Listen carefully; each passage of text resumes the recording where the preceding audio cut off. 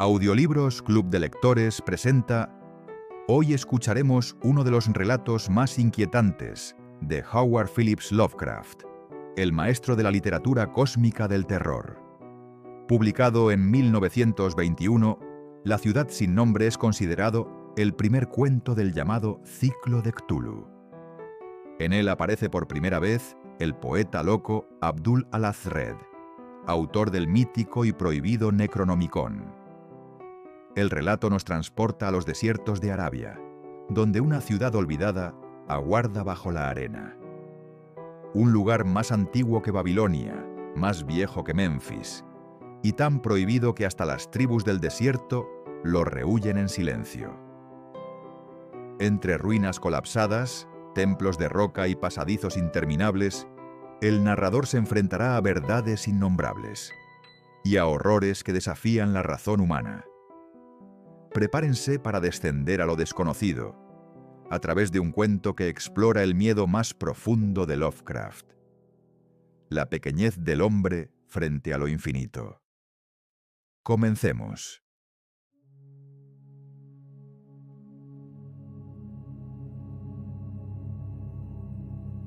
Cuando me acerqué a la ciudad sin nombre, supe que estaba maldita.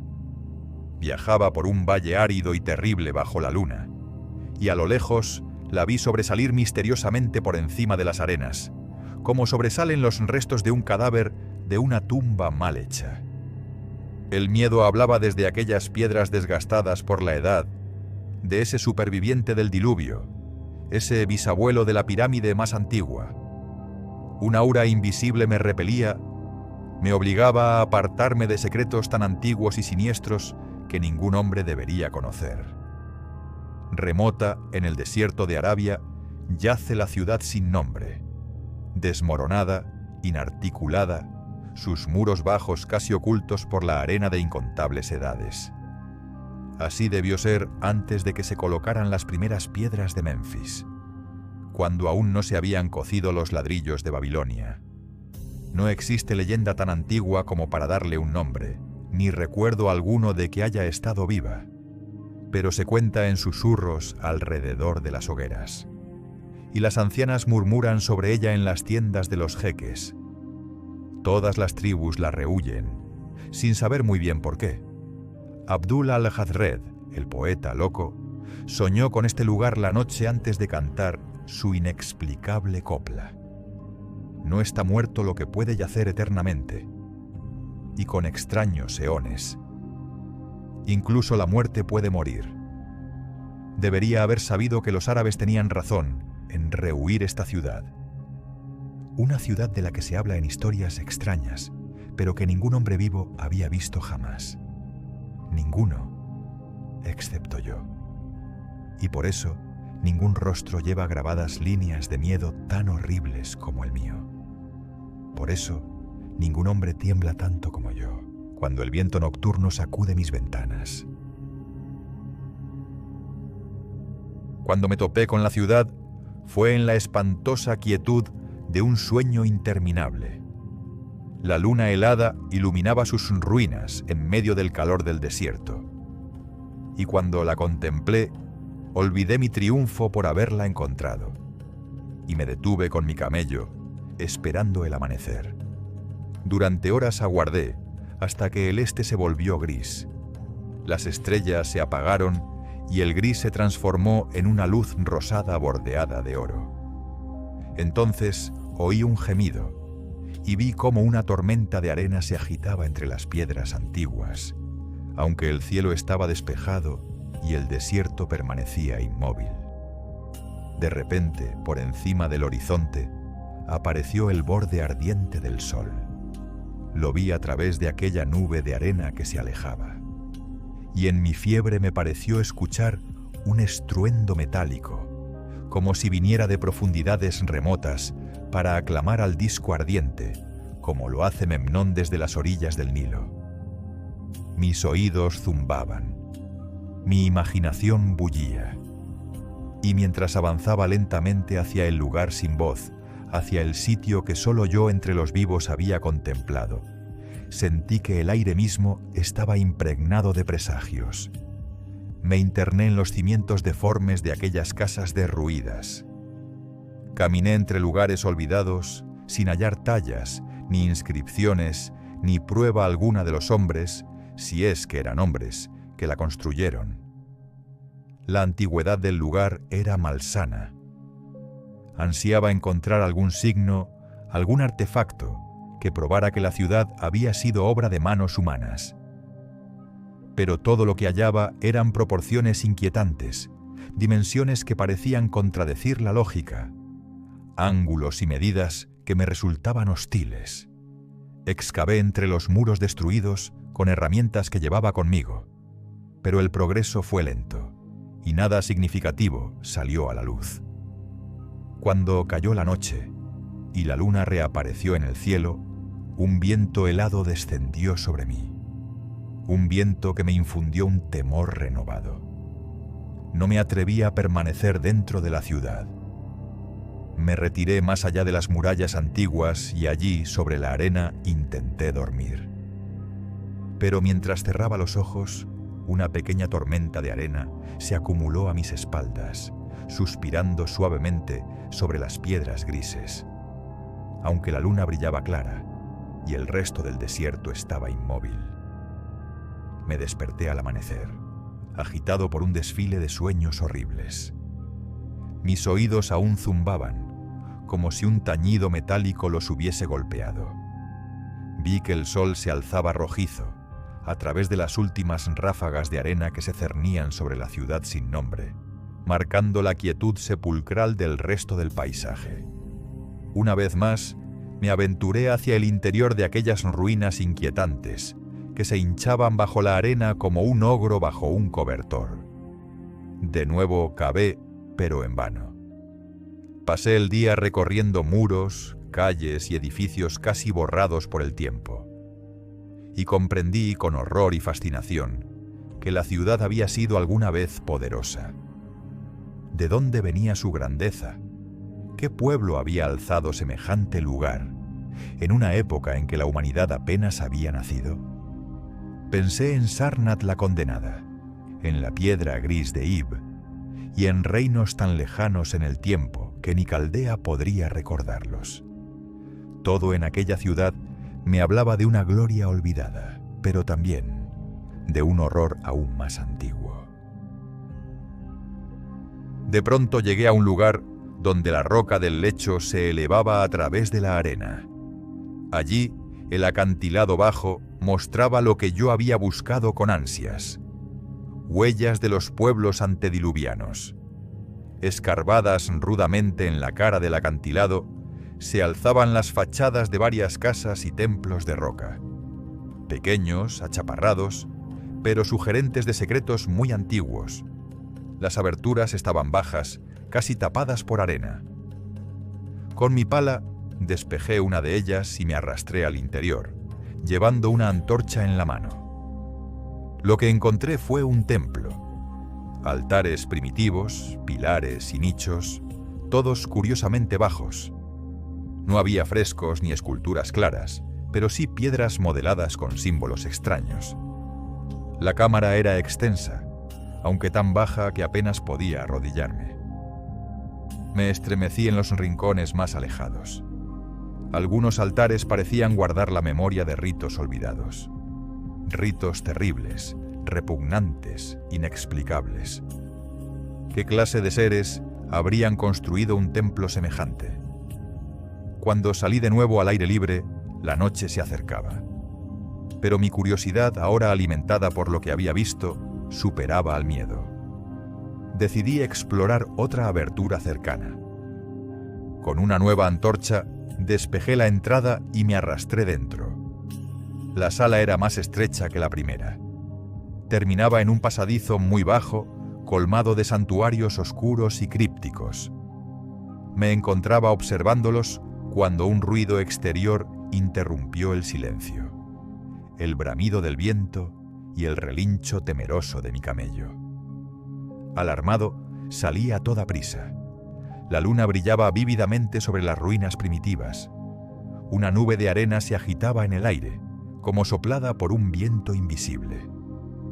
Sabía que esa ráfaga helada había espantado a mi camello, pero cuando alcé la vista hacia lo alto del acantilado, no vi viento alguno. Esto me llenó de temor, aunque traté de explicármelo recordando los repentinos vientos locales del amanecer y el atardecer.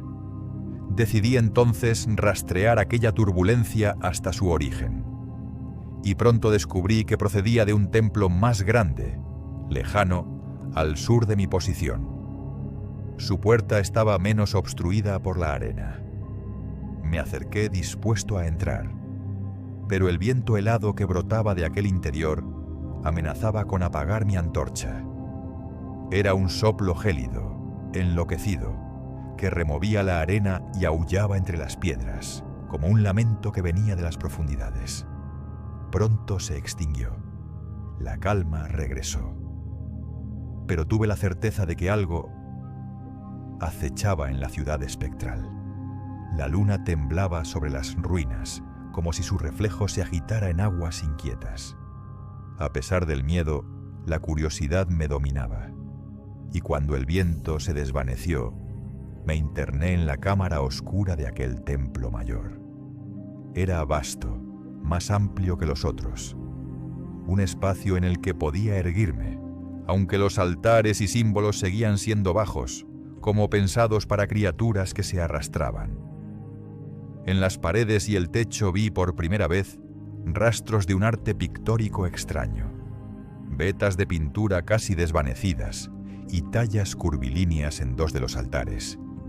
Entonces la luz de mi antorcha reveló lo que buscaba, un resplandor más brillante que mostró una abertura en la roca, una puerta pequeña, artificial, un portal que conducía hacia las profundidades.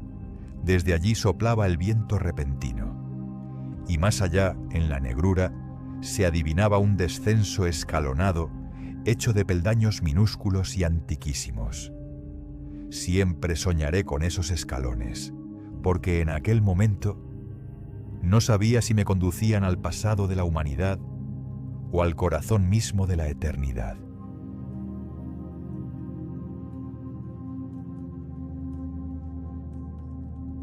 Atravesé el portal y comencé a descender. Peldaño tras peldaño, me arrastré hacia un abismo de tinieblas. El pasadizo era estrecho, sofocante, como un pozo encantado. Mi antorcha no alcanzaba a iluminar el fondo, y pronto perdí la noción del tiempo. Descendí por tramos empinados, luego por pasillos largos y bajos, donde apenas podía arrastrarme con la linterna extendida frente a mí. Una sensación de eternidad me envolvía, como si hubiera dejado atrás el mundo de los hombres. En la oscuridad, mi mente se llenaba de fragmentos extraños, frases del árabe loco, palabras de grimorios malditos, versos de poetas soñadores. Todo giraba en mi mente como un eco demoníaco, mientras continuaba el descenso interminable. De pronto, la antorcha se apagó, y seguí avanzando, como si aún la sostuviera encendida. En ese instante, el miedo y la fascinación se confundieron en mí. Era un trotamundos del misterio, y mi obsesión por lo prohibido me arrastraba más allá de la cordura. Al fin, mis pies tocaron un suelo llano. Me hallaba en un pasaje estrecho, y al tantear las paredes descubrí algo imposible: filas de cajas de madera con frentes de cristal. Eran oblongas, horizontales, horriblemente semejantes a ataúdes. Estaban firmemente sujetas como vitrinas y parecían extenderse sin fin en la penumbra. Mientras me arrastraba a lo largo del corredor, imaginé lo que podrían contener. Y entonces sucedió. Una fosforescencia extraña iluminó tenuemente el lugar. Al principio pensé que era un sueño, pero la luz creció y vi lo inimaginable. Las vitrinas contenían cuerpos momificados, criaturas reptantes, grotescas, de tamaño semejante al de un hombre pequeño. Sus cabezas eran una blasfemia biológica, frentes colosales, ojos anfibios, mandíbulas de caimán, y sin embargo un aire inquietantemente humano, en sus manos delicadas. Algunas estaban vestidas con telas suntuosas, cargadas de joyas y metales desconocidos, y sobre las paredes, frescos fantásticos narraban su historia. Eran una raza olvidada, antigua, más allá de lo concebible, habitantes de la ciudad sin nombre cuando el mar bañaba aún aquellas tierras, cuando África no había emergido de las olas. Vi su gloria, sus guerras, su lucha contra el desierto que avanzaba y finalmente su éxodo. Los frescos mostraban cómo estas criaturas, adoradas como dioses por los primeros hombres, se abrieron paso hacia otro mundo subterráneo, obedeciendo a las profecías de sus sacerdotes.